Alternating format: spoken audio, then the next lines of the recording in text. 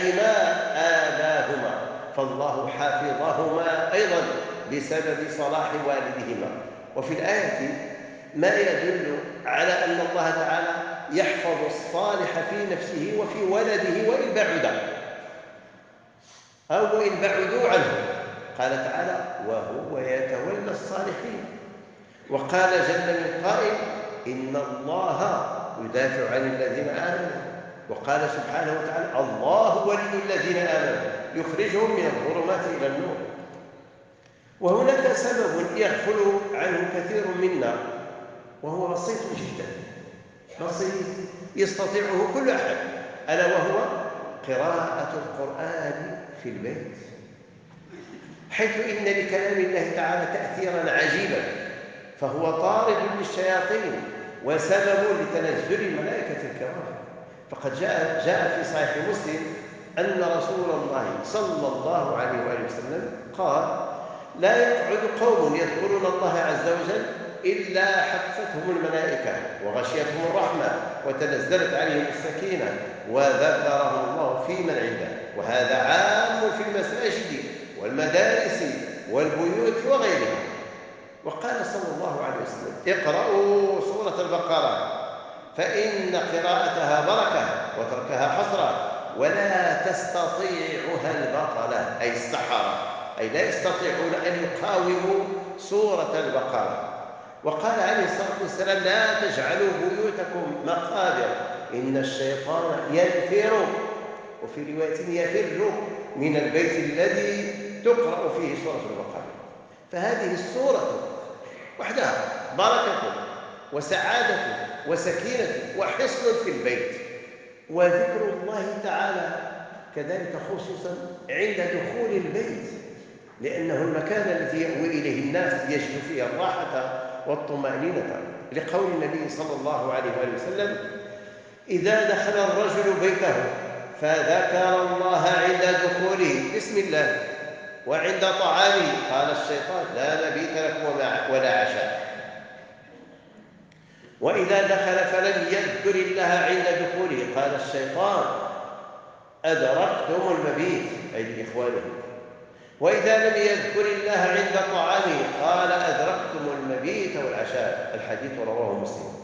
وهذا الحديث صريح في أن المسلم إذا دخل بيته من غير ذكر لله تعالى دخل معه الشيطان، والظاهر أنه يدخل معه أتباعه، كما في قول الشيطان: أدركتم المبيت. فاللهم اجعل بيوتنا عامرة بذكرك وشكرك يا أرحم الراحمين يا رب العالمين. أقول ما تسمعون وأستغفر الله لي ولكم من كل ذنب فاستغفروه إنه هو الغفور الرحيم، والحمد لله رب العالمين.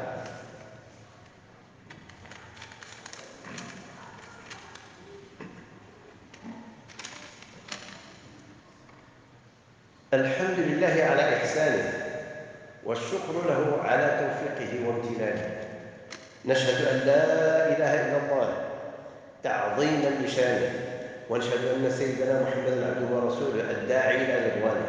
صل اللهم وسلم وبارك عليه وعلى آله وأصحابه وأتباعه إلى يوم لقائه. أما بعد، أيها المسلمون والمسلمات، يقول الله تعالى: ومن آياته أن خلق لكم من أنفسكم أزواجا لتسكنوا إليها وجعل بينكم مودة ورحمة إن في ذلك لآيات لقوم يتفكرون.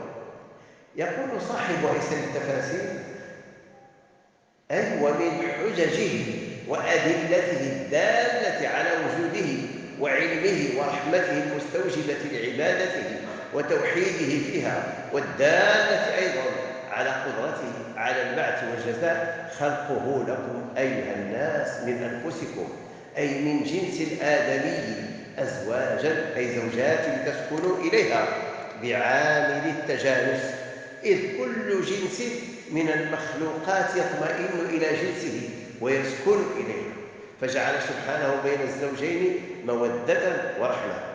وفي ذلك كله دلائل وحجج واضحة ليستعملوا عقولهم ليجدوا هذه الآيات دالة على قدرة الله وعلمه ورحمته، وكلها مقتضية لتوحيد الله ومحبته وطاعته بفعل محابه وترك مساخطه، مع تقرير الاعتقاد بالبعث والجزاء الذي أنكره المكذبون.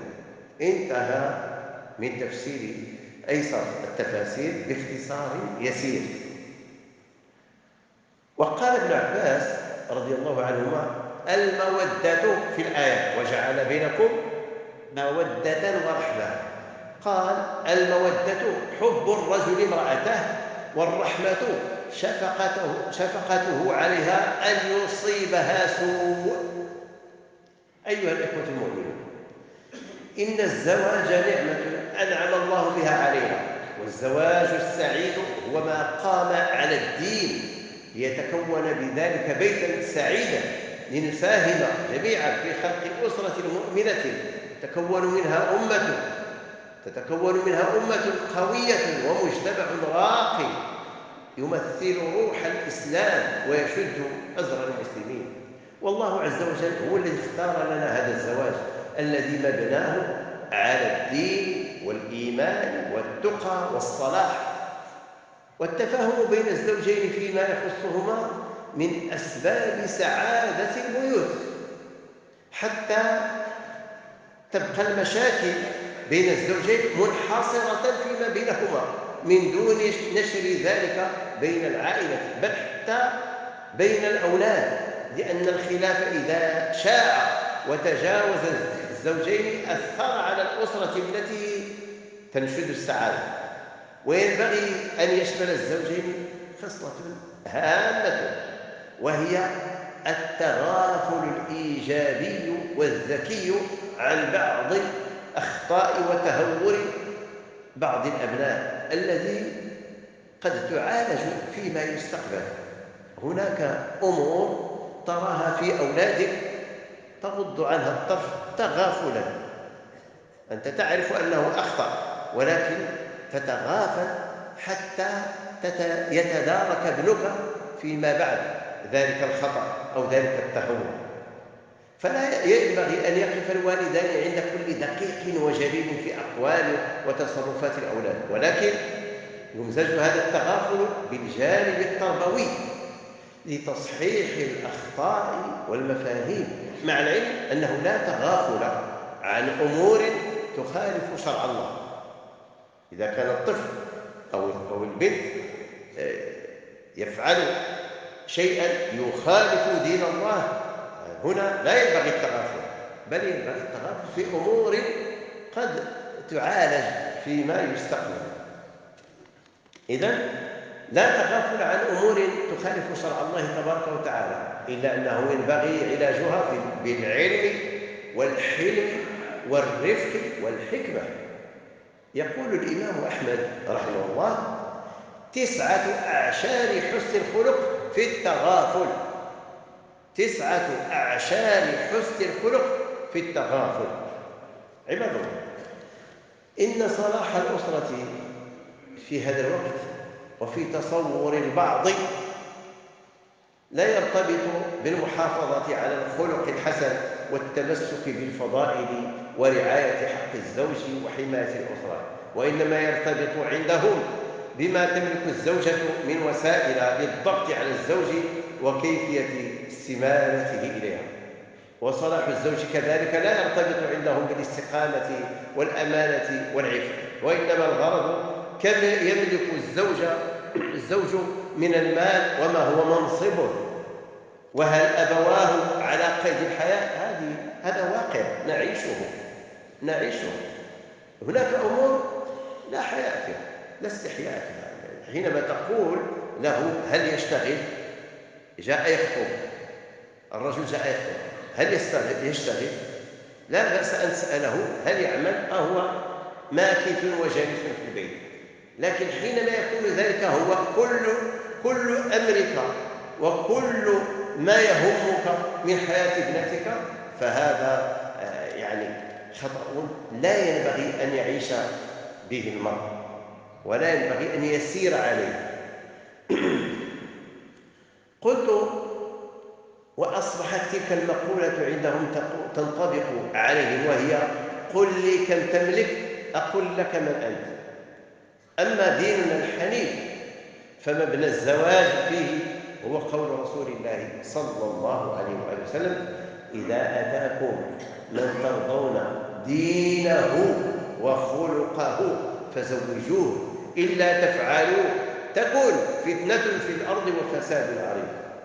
فالزواج سكن قوي متين وتآلف واستقرار. فاللهم وفقنا لتحصيل السعادة في بيوتنا، واجعل بيوتنا عامرة بذكرك وشكرك يا رب العالمين. هذا وصلوا وسلموا على المبعوث رحمة للعالمين وعلى آله وصحبه أجمعين. وارض اللهم عن الخلفاء الأربعة أبي بكر وعمر وعثمان وعلي وعن الستة الباقين من العشرة المبشرين بالجنة، وعلى سائر الصحب الكرام وآل بيت رسول الله الأبرار. اللهم انصر صاحب الجلالة محمد السادس نصرا عزيزا تعز به الدين وتعلي به راية الإسلام والمسلمين. اللهم أري الحق حقا وارزقنا اتباعه، وأري الباطل باطلا وأريه اجتنابه. اللهم يسر له البطانة الصالحة التي تعينه على خدمة الإسلام والمسلمين، واحفظه في ولي عديم ولي الحسن، ويسره للخير وأعينه عليه، وفي صله السعيد مولاي رشيد، وباقي الأسرة العلوية الشريفة، وعنا معهم بمنك وكرمك يا أرحم الراحمين. اللهم اقسم لنا من خشيتك ما تحول به بيننا وبين معصيتك، ومن طاعتك ما تبلغنا به جنتك، ومن اليقين ما تهون به علينا مصائب الدنيا. اللهم متعنا بأسماعنا وأبصارنا وقواتنا أبدا ما أحييتنا، واجعله الوارث منا، واجعل اللهم ثأرنا على من ظلمنا. اللهم لا تجعل مصيبتنا في ديننا، ولا تجعل الدنيا أكبر همنا، ولا مبلغ علمنا، ولا تسلط علينا بذنوبنا بلا ترحمنا يا أرحم الراحمين. اللهم اغفر للمسلمين والمسلمات والمؤمنين والمؤمنات الأحياء منهم والأموات. اللهم انصر إخواننا المستضعفين من المسلمين في كل مكان. اللهم كن لهم وليا ونصيرا ومعينا وظهيرا. اللهم ربنا أنعم علينا بالأمن والأمان والسكينة والطمأنينة والسعادة في الدنيا والآخرة يا رب العالمين. ربنا اغفر لنا ولإخواننا الذين سبقونا بالإيمان، ولا اجعل في قلوبنا غلا للذين آمنوا ربنا إنك رؤوف رحيم. اللهم ربنا آتنا في الدنيا حسنة وفي الآخرة حسنة وقنا عذاب النار. آمين. سبحان ربك رب العزة عما يصفون، وسلام على المرسلين، والحمد لله رب العالمين. واغفر الله لي ولكم وسائر المسلمين أجمعين.